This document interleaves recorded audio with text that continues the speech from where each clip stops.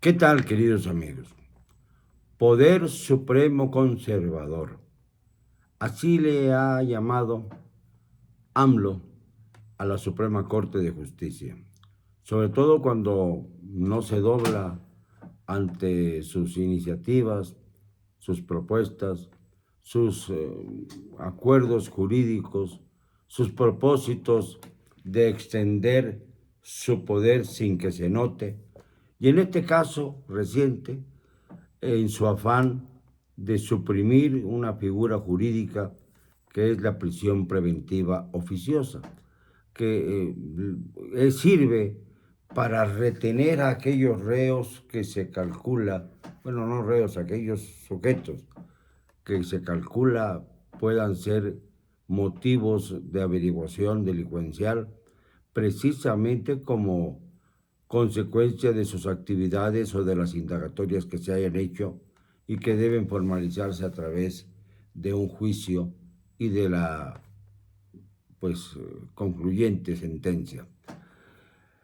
Lo que pasa aquí es que López Obrador quiere darle más cancha a los delincuentes, que no se sometan a la prisión preventiva oficiosa, sino que vayan directamente a juicio y allá pues se arreglan con el juez. Así ha ocurrido ya desde hace mucho tiempo. Ni siquiera podríamos permitir que pues pasen por este pasillo un tanto ignominioso, aunque bien también se puede utilizar para tratar de asustar, retractar, perseguir, callar, silenciar a aquellos que son considerados enemigos del sistema. Entonces, desde ese punto de vista, pues es un elemento jurídico que puede utilizarse en dos direcciones diferentes. Lo interesante de la cuestión es que Andrés Manuel López Obrador sugirió a la Corte, mejor dicho, envió un acuerdo a la Corte en el sentido de que debiera suprimirse la prisión preventiva oficiosa. Y ayer, en un número muy significativo, 7 ministros en contra de que se suprima esa figura y 4 a favor de la misma. No se ha resuelto todavía el asunto porque habrá la votación mañana jueves. Así que está como en el aire. Sin embargo, no puede negarse que la presión del presidente, él mismo lo ha confesado, ha sido el indicativo, el factor principal para que elementos como el señor Alejandro Saldívar Lelo de la Rea, pues pueda, Arturo Saldívar Lelo de la Rea, pueda manejar lo que se pueda para tratar de salvar la iniciativa presidencial. Obviamente, la Suprema Corte de Justicia no puede ser rehén de las decisiones del Ejecutivo. El Ejecutivo está furioso contra los ministros que él designó o que él propuso más bien al Senado para su designación. Está furioso. Dice que se equivocó con ellos. Se equivocó con ellos porque sencillamente no siguieron la línea que el presidente quería que siguieran. Y esto hace aún más vulnerable al Poder Judicial a pesar de la fuerza intrínseca que tiene. Y en el mismo caso se encuentra, lo decíamos ayer, el Congreso de la Unión, o sea, el Poder Legislativo. El poder que para mí es el más importante, el fundamental, porque ahí es donde está representada, se supone, la soberanía popular. Pero no es así. No es así en los hechos porque se ha convertido el Congreso en un grupo de representantes partidistas que distan mucho de representar la voluntad popular. Representan los intereses de sus partidos. Y ahí es donde se ha perdido la línea entre la justicia, la democracia y el Estado de Derecho. Pero hay algo más que decir. En el caso del Congreso, parece que este asunto de la asimilación por parte de la Sedena de la Guardia Nacional, para que además en la Guardia Nacional hay una Guardia Civil. O sea, esto es una verdadera mezcolanza de ideas y de propósitos que no le hacen bien al país, que simple y sencillamente se están alterando las funciones. Los militares construyen, los ingenieros descansan, las obras emblemáticas se ponen en manos del ejército y obviamente han sido terriblemente vulnerables. Vean lo que está pasando con la refinería de Dos Bocas, con lo que ya pasó con el aeropuerto Felipe Ángeles, con lo que desgraciadamente está pasando con el Tren Maya, que ha destruido bastantes piezas arqueológicas por su falta de tacto, por no revisar antes por dónde van a pasar las rieles, el trazado.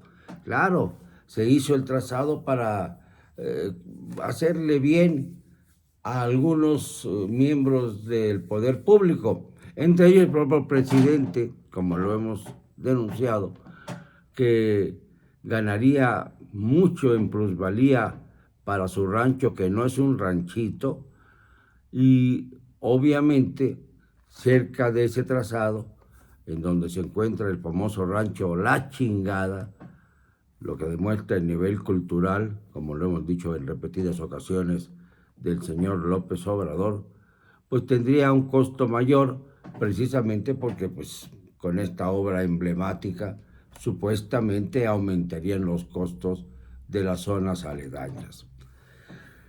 En esta fragua de sinvergüenzadas nos damos cuenta de que el Congreso está supeditado a cuestiones que no tienen nada que ver con la autonomía entre los poderes de la Unión. Miren ustedes, ya que el presidente López Obrador se atreva a hablar bien del PRI, diciendo que emanó de los principios revolucionarios y que era el partido que fortalecía la independencia y la soberanía de México, es ya suficiente como para entender que López Obrador no tiene ni la más lejana dignidad, ni ideología que defender, ni futuro como político. Una vez que se vaya de la presidencia, y esperemos que sea pronto, caerá su ciclo y no podemos permitir que el ciclo que se abra vuelva a cometer las mismas torpezas y nos lleve a situaciones semejantes a las que estamos viviendo hoy. En el colmo del cinismo, López Obrador le indica a Alejandro Moreno Cárdenas, conocido como Alito, que o se pliega a lo que quiere el presidente en la cuestión de la nueva ley militar, o se convierte en otro perseguido, pues por motivos que todos conocemos, los mismos de siempre: la desviación de fondos, el posible lavado de dinero, la ocultación de elementos importantes para la administración pública, en fin, todo lo que se quiera, faltas a la administración pública. Esto, Alito, pues no puede zafarse de todos estos señalamientos, y por eso los presidentes, expresidentes del PRI, o la mayor parte de ellos, le pidieron a Alito que se fuera, que ya no hace bien su presencia en el PRI, y él insistió en que su mandato terminaba en 2024.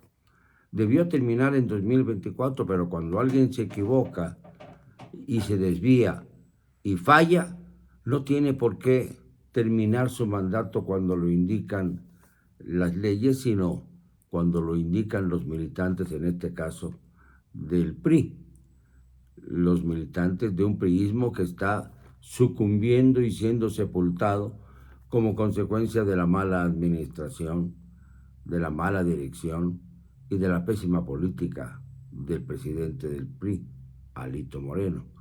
Si el otro día, ya les dije, pasé por Insurgentes y ahí me encontré con una carpa monumental con la foto de Alito como si este fuera candidato a la presidencia o peor, como si ya fuera el presidente. Y no, lo que pasa es que con ello, detrás de la carpa, se oculta todo su temor, todo su miedo a ser enjuiciado, aprendido y enjuiciado. Él no tiene fuero constitucional, ni nada que se le parezca, no hay ya tal situación. Entonces, se le olvida a Alito que lo único que lo podría defender sería la militancia. Y la militancia está lejos, pero muy lejos, de querer apoyar a uno de los peores dirigentes que ha tenido en su historia. Y miren que estamos hablando de una larga secuela de rufianes que hundieron al PRI, al que ahora elogia López Obrador. Esto es increíble, verdaderamente increíble, que el señor fundador de Morena, que fue presidente del PRD, que también fundó, que estuvo en el PRI, allá en Tabasco, para sus propósitos personales, hasta convertirse en un delegado del Instituto Nacional Indigenista y tomarse fotografías con el pantalón hasta las rodillas, pues caminando entre los surcos de los agricultores tabasqueños, siempre humedecidos por las inundaciones. Esto es una falacia completa. Estamos regresando al punto desde el que iniciamos todos los mexicanos el camino hacia una democracia sana.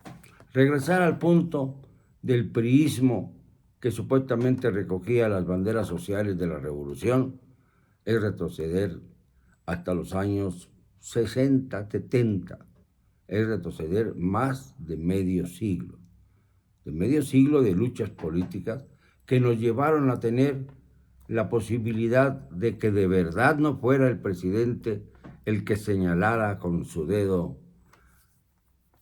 mágico a los sucesores, el dedazo, sino a tener a un presidente que en lugar del dedo utiliza el destapador. Él es el destapador y aparecen sus corcholatas.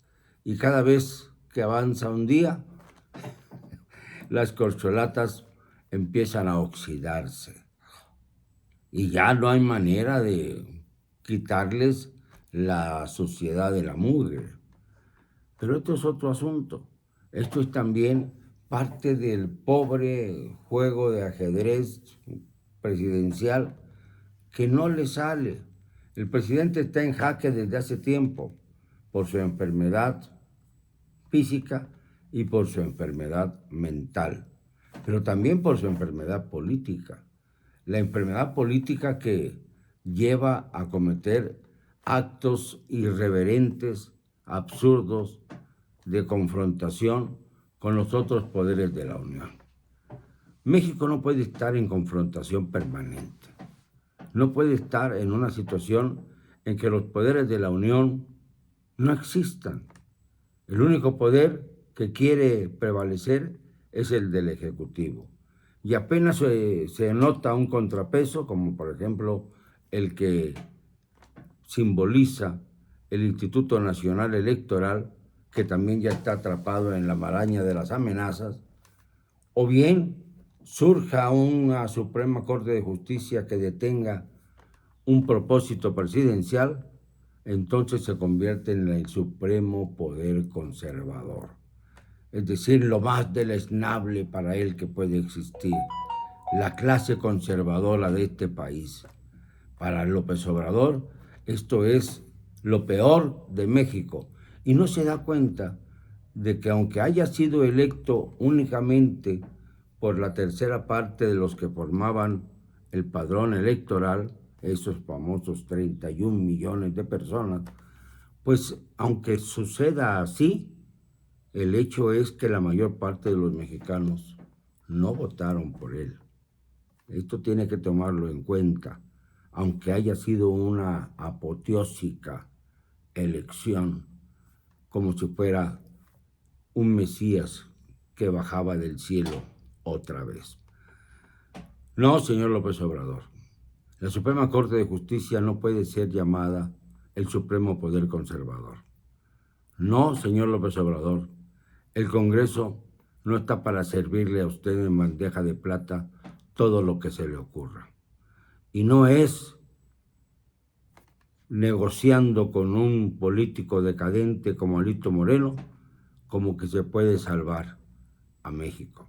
Ya la alianza entre los tres partidos principales de oposición, el PAN, el PRI y el PRD, está tembeleque, como dicen en mi tierra, está sacudida por el terremoto de la realidad. Y esto no lo puede usted cambiar, señor López. Perdóneme, no me van a callar, y lo digo y siempre, con cero cobardía.